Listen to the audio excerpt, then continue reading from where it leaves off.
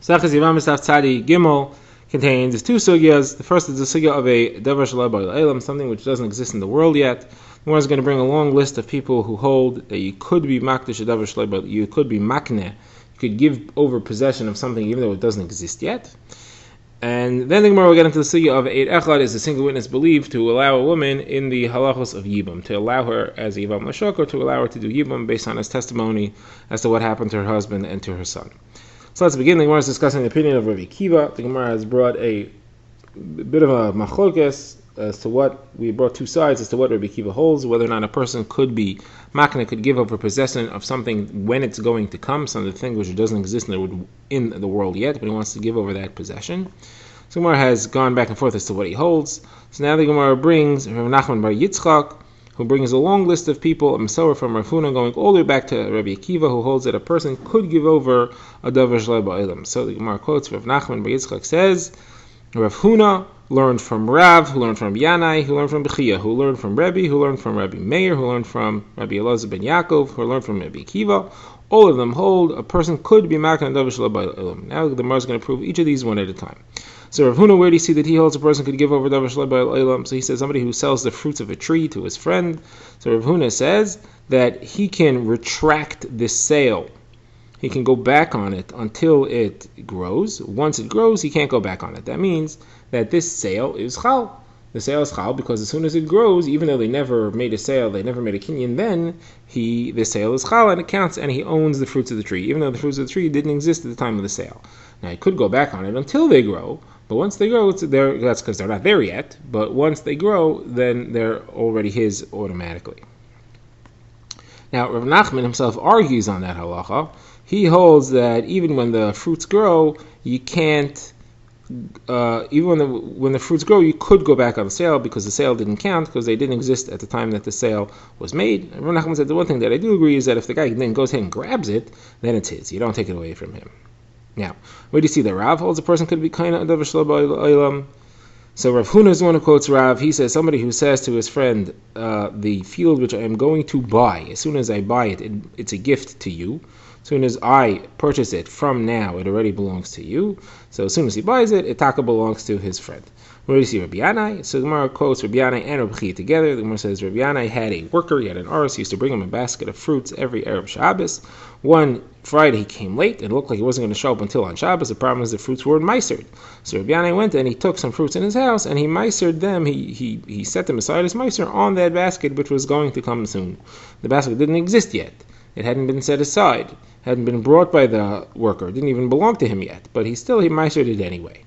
So he came to Reb Chia on Shabbos. He said, well, this is what I did, is it good or not? And Reb Chia said, you did good. And I proved you from a pasuk. The pasuk says, Laman tilma liyeres Hashem lekecha kol hayamim. Kol hayamim refers to Shabbos and Yantif. The pasuk itself is referring to Meiser. So you see, it's saying you should do something for Shabbos and Yantif. You should do Meiser for Shabbos and Yantif. What's it telling me?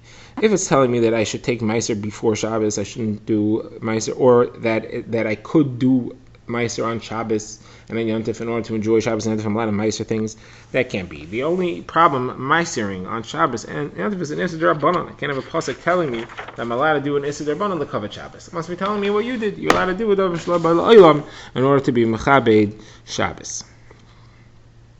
So he said, but I have a bit of a problem. I'm not sure I did right, because I had a dream Friday night after he did that. He had a dream, and he dreamed the pasuk Kane Rotzutz. Kane Rotzutz means a weak reed.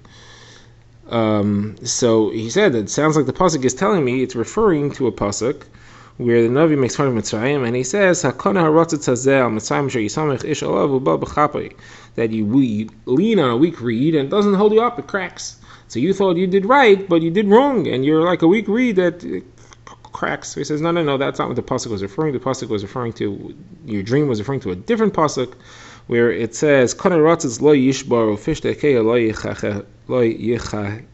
yichavena, that a soft reed will bend and not break. So this reed is not going to break. You're relying on a good reed, which is not going to snap. So the Gemara says that's Rabbi Yanai and Rabbi Chia. Where's Rebbe? So Rebbe says in a brisa, it says lo yitasker eved al adoinav. Rebbe says that refers to when you bought an eved on the condition that he's going to go free as soon as you buy him, and and it's chal. The Gemara says, what's the case? Rav Nachman bar Yitzchak says that he bought him and he wrote a shtar, a shecher that says, when I'm going to buy you, you belong to yourself right away from now, from before I buy you. So that's chal, and again that's a davar shel ba'al olam, and it's chal. Where do you see Rabbi Meir? So Rabbi Meir says, somebody says to a woman, you are mekudesh to me after I'm megayer, after you're megayer, after I become freed, after you become freed as an Eved, after your husband dies, after your sister dies, that is, he was married to her sister, and therefore she's an Isser Achos Isha, but once his sister dies, once his wife dies, she'll become free, after you get Chalitza from your Yavam.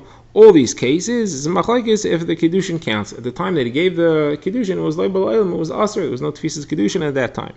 So the Tanna Kama there says the Kiddushin doesn't count, Rabbi Meir says it does count. So you see, Rabbi Meir holds Davar Shel Ba'al Olam, Kiddushin's Chal. We had that Mishnah and the Daf Tzadi before. Now, Rabbi Elazar ben Yaakov, where does he hold it? So Rabbi Elazar ben Yaakov says, we have a brisa. Rabbi Elazar ben Yaakov says even more. They said, if somebody says that I'm taking meiser from this row of fruits which are picked on this row of fruits which are not picked, or taking meiser for this row of fruits which are not picked on this row which is picked, and it's not even reached yet the time of Chiyav Meiser, which is when it's a third grown. So once it grows a third, it's Chal Meiser. So you see, even though it wasn't ready for Meiser at the time, that which he said is Chal for the future when it actually grows. That's what Rabbi Elazar ben Yaakov. Now, where's Rabbi Kiva? So Rabbi Kiva is the case which we started this entire discussion with, which we did in the Daf yesterday, which is where somebody says, or a woman makes a vow and she says to her husband, you're not going to get any of my Maisi Yadayim, you're not going to get any of my earnings. So Tanna Kama there says he doesn't have to be made for that. That's not chal, because he has a rights based and gave the rights of a husband to his wife's earnings in exchange for the financial support that he has to give her. Therefore, she owes it to him. She can't take it away from him. You don't have to be made for that. Rabbi Kiva said no. He doesn't have full rights. He only has a right to a percentage. She may earn above that percentage. She may earn above that amount. And therefore, he should be made for the neder. She may, because she's asking something which she's going to earn, she hasn't earned yet, above that amount. So you see, Rabbi Kiva holds that she could ask for something which she's going to earn, which she did not earn yet. Okay, there's all the opinions. All right, now we go to the next sugya. Mar says he asked the question to Rav Sheshes, what is the halacha of an Eid Echad testifying to on a case of a woman as far as Yibum is concerned? So there's two versions of this Gemara as to what the question was and what the answer was. There's two ways to go with this. So the first version is where we're asking what happens when the Eid Echad comes and says your husband died and you fell to Yibum. Do we believe her or not? The second version is we're asking what happens if the witness came and he said your husband died and you didn't fall to Yibum. Now why would that happen?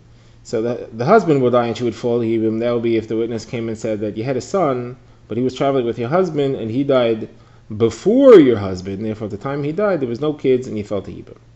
The opposite case is the second case in our Mishnah, in our last Mishnah, where the witness came and said you had a husband and a son. The son died, the husband died before the son, and therefore you had a son and you didn't fall to Yibum. So the two tzaddim are as follows. Generally, we say that a woman's believed to remarry, that a woman could remarry based on an Eid Echad. The reason there is because Isha Daiko Minsabo. She's going to be careful and make sure that she really knows this is right before she relies on it. She's going to do her own research. And that's because if she doesn't do the research, she's going to get messed up. There's all kinds of concise that she'll get stuck with. So does that apply here? Or do you say, listen, she may have particular attraction to the Yavam? In the first case, she may love the Yavam, and therefore she's not going to check it out. And then when a witness comes and says, you're allowed to do Yibum, she'll go rush into it. In the second case is the opposite. The witness says that you don't fall to Yibum. She may rush to believe him because she hates the Yavam. So which way do we go with this? So the Gemara says, either way, you seem to have a proof from our Mishnah. Because the Mishnah discusses both of these cases. In both these cases it says it brings each case, and then it says, and then she received this testimony. She got married based on this testimony. The first case which we brought her, she went ahead and she did Yibum. Then she found out that it was wrong. Her son was actually alive at the time that her husband died, and this Yibum was an Isser Heshes Ach. The second case, she went ahead and she married Lashok, and then she found out that she was actually falling to Yibum. So there, the kid's a mamzer, the Mishnah says. So the Gemara says, what do you mean? Hold on a second. When we said that she first got married, was that based on 2 Eidim or 1 Eid? It was based on 2 Eidim. So then, what do you mean she found out that it was wrong? How'd she find out it was wrong? No one showed up. Her husband is dead and her son is dead. The only question is what the order was. It must be that 2 Eidim came. So if you first had 2 Eidim said one way, then 2 Eidim said the other way, so why do you believe the second Eidim and not the first Eidim? Most it could be is a suffix, and then the child is a suffix mamzer, not a vadei mamzer. Gemara says, maybe you'll tell me, that's what it means, it's a suffix mamzer. Gemara says, it can't be, because later in the case we said that one kid's a mamzer, one kid's not a mamzer. We had a different case. One child is a mamzer, one's not. The one, that's where she was first told her husband died, and then they said he wasn't dead at the time he got remarried and had a kid, but he died later. So you see, we're very careful with what we're saying over here. So it can't be that she first got married or did yibum based on 2 Eidim and then 2 Eidim came. Why would you believe the second Eidim? It's got to be that you first got married based on 1 Eid, and then you got married based on 2 Eidim. And you see that she was allowed to get married based on the 1 Eid. Had the second pair of Eidim never shown up, the first Eid would be believed 100%. So you see, the 1 Eid is trusted. Someone says maybe not. Maybe that's not what's going on over here. Maybe she first got married based on 2 Eidim. Why do we believe the second pair of 2 Eidim? Second pair of 2 Eidim didn't contradict the first Eidim. They said they were Eidim Zomimin. They came and they said, you're in the wrong place, you weren't there, we know you weren't there, you can't possibly know, and therefore that's a Xeris, a cause of Eidim Zomimin always believed over other Eidim. Therefore you have no proof as to whether a 1 Eid would be believed or not. Now the Gemara just clarifies the tzad that the Eidim should be believed even though we don't have the svara of she'll be careful because she may love or hate the yavam. The tzad is that the 1 Eid is not going to lie when he'll get caught. It's called milsa david l'gluye. It'll eventually, the truth will come out at some point, what actually happened to the husband. Records, people will talk, it'll be found out. So that's a tzad that the erech could be believed because it's milsa david l'gluye.